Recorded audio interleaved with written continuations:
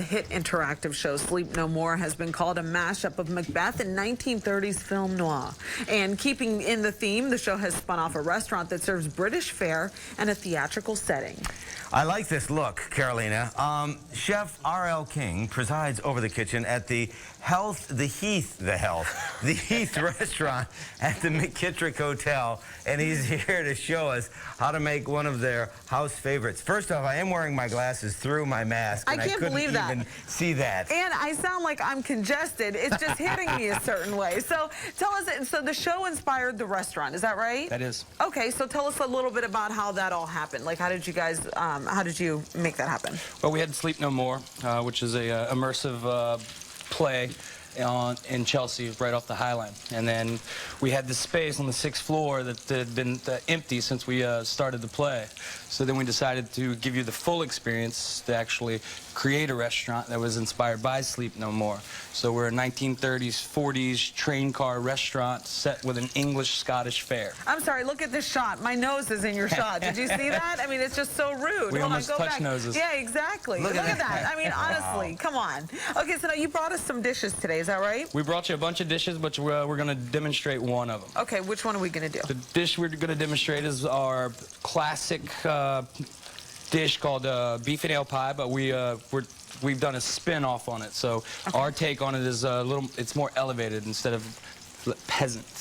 You know, before we get going, because, you know, with all due respect, British food isn't known for being, you know, I mean, you think of Italian food, you think of some French cuisine. Sure. And Britain really isn't known for real high cuisine. I totally agree. Yeah.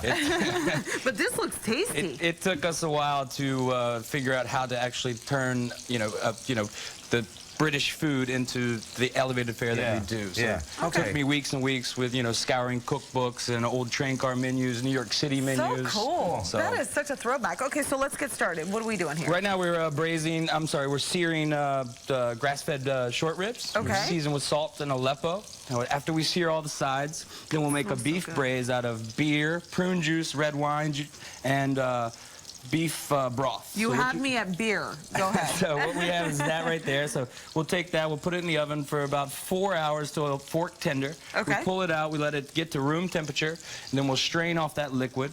Then we'll make a gravy. This is our meat gravy. So basically, you'll make a roux. Okay. A roux is a classic technique used for thickening, say, sauces like velouté or gumbo. Gumbo is, and that's the color we take our roux to the gumbo roux. So.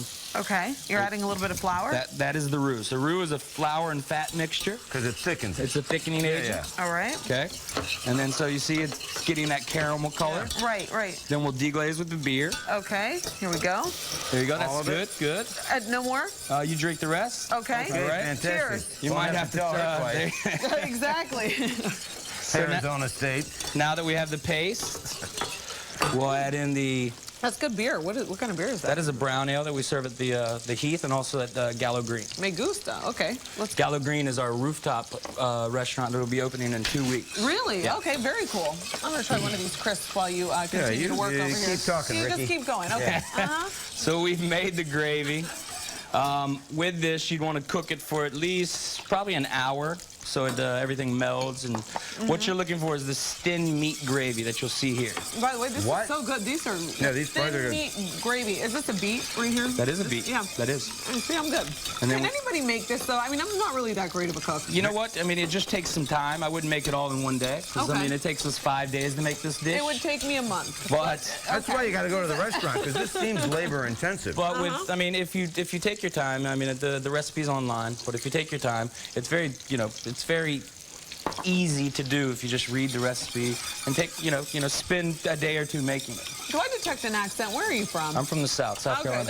Okay, I thought I did. All right. So we have our thin meat gravy. We add our braised beef that's, sat for a day, 2 days. Which is important to the flavoring of it. It is. Right? You want it to melt. You want it to relax in that braising liquid. Okay.